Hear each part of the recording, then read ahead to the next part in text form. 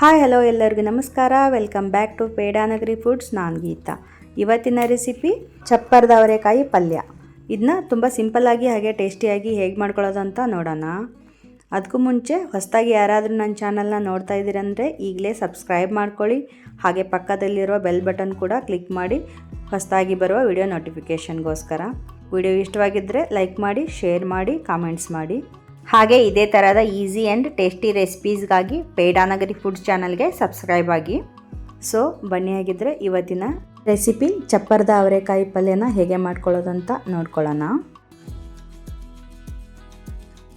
ಮೊದಲಿಗೆ ನಾನಿಲ್ಲಿ ಒಂದು ಅರ್ಧ kg ಅಷ್ಟು ಅವರೆಕಾಯಿನ ತೊಗೊಂಡಿದ್ದೀನಿ. ಫ್ರೆಶ್ ಇದು ತೆಳ್ಳನ ಅವರೆಕಾಯಿ ತೊಗೊಂಡಿದ್ದೀನಿ. ಇದು ಅಗಲವಾಗಿರುತ್ತೆ, ಆ ಥರದ ಅವರೆಕಾಯಿ ಇದು.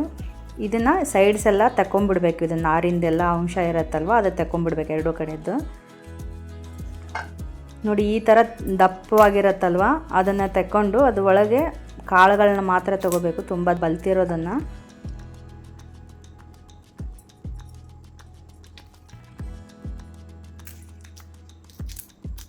ನೋಡಿ, ಇಲ್ಲಿ ನಾನು ಈ ಥರ ಓಪನ್ ಮಾಡಿಬಿಟ್ಟು ಎಲ್ಲ ನೋಡಿಕೊಂಡು ಯಾವುದಾದ್ರೂ ಕೆಟ್ಟಿದ್ರೆ ತೆಗಿತಾ ಇದ್ದೀನಿ.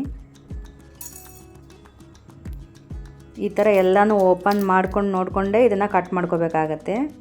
ಯಾಕಂದರೆ ಇದರಲ್ಲಿ ಏನು ಅವರೇ ಕಾಳು ಇರುತ್ತಲ್ವ, ಅದಕ್ಕೆ ಸಮ್ ಟೈಮು ಹುಳ ಹಿಡಿದು ಬಿಡ್ತಿರುತ್ತೆ. ಅದಕ್ಕೆ ಈ ಥರ ಓಪನ್ ಮಾಡಿಬಿಟ್ಟು ನಾನು ತೆಕ್ಕೊಳ್ತಾ ಇದ್ದೀನಿ. ಈ ಥರ ಬಲ್ತಿರೋದನ್ನು ಕಾಳು ಮಾತ್ರ ತೊಗೊಳ್ತಾ ಇದ್ದೀನಿ. ಎಳೆ ಅವರೆಕಾಯಿಯನ್ನು ಈ ಥರ ಕಟ್ ಮಾಡ್ಕೊಳ್ತಾ ಇದ್ದೀನಿ. ನೋಡಿ, ಇಷ್ಟು ಚಿಕ್ಕ ಚಿಕ್ಕ ಪೀಸ್ ಮಾಡಿ ನಾನು ಇಟ್ಕೊಂಡಿದ್ದೀನಿ. ನೋಡಿ, ಇಲ್ಲಿ ದಪ್ಪವಾಗಿದೆಯಲ್ಲ, ಈ ಥರದ್ದನ್ನು ಯೂಸ್ ಮಾಡ್ತಾ ಇಲ್ಲ, ಜಸ್ಟ್ ಅದನ್ನು ಕಾಳನ್ನು ಮಾತ್ರ ತೊಗೊಂಡಿದ್ದೀನಿ.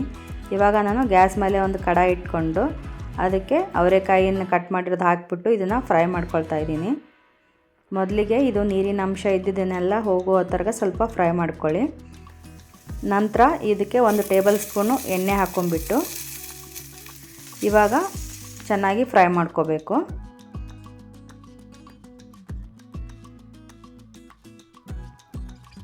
ಮುಂಚೆ ಹಾಗೆ ಫ್ರೈ ಮಾಡ್ಕೋಬೇಕು, ಯಾಕಂದರೆ ಅದು ತೊಳೆದಿರ್ತೀವಲ್ಲ, ಸ್ವಲ್ಪ ನೀರಿನ ಅಂಶ ಇರುತ್ತೆ. ಅದು ಜಸ್ಟ್ ಹಾಗೆ ಫ್ರೈ ಮಾಡ್ಕೊಂಡ ನಂತರ ಎಣ್ಣೆ ಹಾಕ್ಕೊಳ್ಳಿ. ನೋಡಿ, ಈ ಥರ ಫ್ರೈ ಮಾಡ್ಕೋಬೇಕು. ಇವಾಗ ಇಷ್ಟಾದರೆ ಸಾಕು. ಇದನ್ನು ಒಂದು ಬೌಲ್ಗೆ ತಗೊಂಬಿಡೋಣ.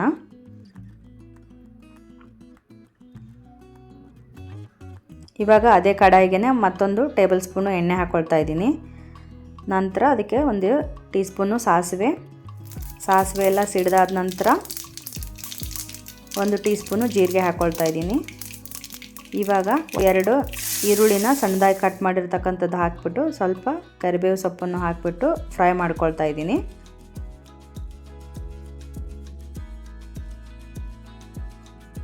ನೋಡಿ, ಇಷ್ಟು ಫ್ರೈ ಮಾಡಿಕೊಂಡ್ರೆ ಸಾಕು. ಇವಾಗ ಏನು ಫ್ರೈ ಮಾಡಿ ಇಟ್ಟಿದ್ವಲ್ಲ ಅವರೆಕಾಯಿನ, ಅದನ್ನು ಹಾಕ್ಕೊಳ್ತಾ ಇದ್ದೀನಿ. ನಂತರ ರುಚಿಗೆ ತಕ್ಕಷ್ಟು ಉಪ್ಪು, 1/4 ಟೀ ಸ್ಪೂನು ಅರಿಶಿನ ಪುಡಿ, 1 ಟೀ ಸ್ಪೂನು ಧನಿಯಾ ಪುಡಿ, 1 ಟೀ ಸ್ಪೂನು ಜೀರಿಗೆ ಪುಡಿ, ಆಮೇಲೆ 2 ಟೇಬಲ್ ಸ್ಪೂನು ಕೆಂಪು ಖಾರದ ಪುಡಿ ಹಾಕ್ಕೊಂಬಿಟ್ಟು ಇದನ್ನು ಒಂದು ಸಲ ಚೆನ್ನಾಗಿ ಮಿಕ್ಸ್ ಮಾಡ್ಕೊಳ್ಳೋಣ.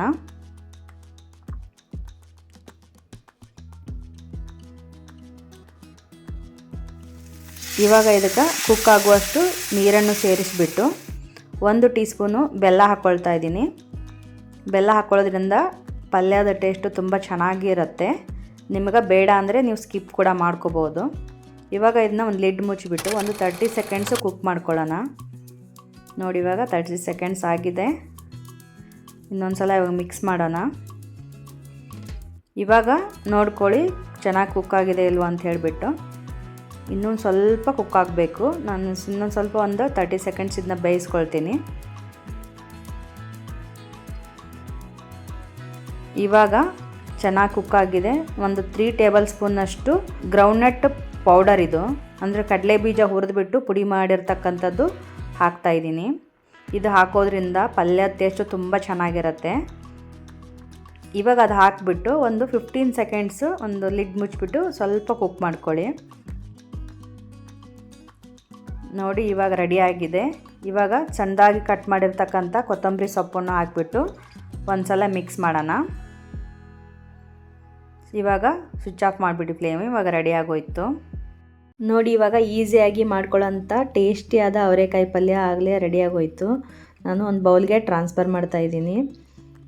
ಇದು ಚಪಾತಿ, ರೊಟ್ಟಿ ಮತ್ತು ಪುಲ್ಕ, ರೈಸ್, ಪೂರಿಗೆ ತುಂಬ ಚೆನ್ನಾಗಿರುತ್ತೆ. ಆಮೇಲೆ ಸೈಡ್ ಡಿಶ್ ಆಗಿ ನೀವು ಮುದ್ದೆಗೇನು ಯೂಸ್ ಮಾಡ್ಕೋಬೋದು. ತುಂಬಾ ಟೇಸ್ಟಿಯಾಗಿರುತ್ತೆ. ಇದಕ್ಕೆ ನಾವು ಶೇಂಗಾದ ಪುಡಿ ಹಾಕಿರೋದ್ರಿಂದ ಟೇಸ್ಟ್ ಅಂತೂ ಇನ್ನೂ ಎನ್ಹಾನ್ಸ್ ಆಗಿರುತ್ತೆ. ಅದನ್ನು ಮಾತ್ರ ಮಿಸ್ ಮಾಡಲೇಬೇಡಿ, ತುಂಬಾ ಸಖತ್ತಾಗಿರುತ್ತೆ ಪೀನಟ್ ಪೌಡರ್ ಹಾಕಿರೋದ್ರಿಂದ. ಈ ಸೀಸನ್ನಲ್ಲಿ ಸಿಗೋವಂಥ ಅವರೆಕಾಯಿ ಮಾತ್ರ ಒಂದ್ಸಲ ಈ ಮೆಥಡಲ್ಲಿ ಒಂದ್ಸಲ ನೀವು ಟ್ರೈ ಮಾಡಿ, ನಿಮಗೆ ತುಂಬ ಇಷ್ಟವಾಗೇ ಆಗುತ್ತೆ. ಸೊ ನೋಡಿದ್ರಲ್ಲ, ಸಖತ್ ಟೇಸ್ಟಿಯಾಗಿ ಹಾಗೆ ಎಷ್ಟೇ ಸಿಂಪಲ್ಲಾಗಿ ಮಾಡ್ಕೊಳ್ಳೋ ಅಂಥ ಅವರೆಕಾಯಿ ಪಲ್ಯ ರೆಡಿಯಾಗೋಯ್ತು. ತುಂಬ ಸಿಂಪಲ್ಲಾಗಿ ಮಾಡ್ಕೊಳ್ಳೋ ಅಂಥದ್ದು ತುಂಬಾ ರುಚಿಯಾಗಿರುತ್ತೆ. ನೀವು ಬೇಕಾದರೆ ಒಂದ್ಸಲ ಟ್ರೈ ಮಾಡಿ ನೋಡಿ, ಹಾಗೆ ಹೇಗೆ ಬಂತು ಅಂತ ಕಮೆಂಟ್ ಮಾಡಿ ತಿಳಿಸಿ. ಹಾಗೆ ವಿಡಿಯೋಗೊಂದು ಲೈಕ್ ಮಾಡಿ. ಮತ್ತೊಂದು ಇಂಟ್ರೆಸ್ಟಿಂಗ್ ರೆಸಿಪಿಯೊಂದಿಗೆ ಮತ್ತೆ ಬರ್ತೀನಿ. ಅಲ್ಲಿವರೆಗೂ take care, bye. Thanks for watching.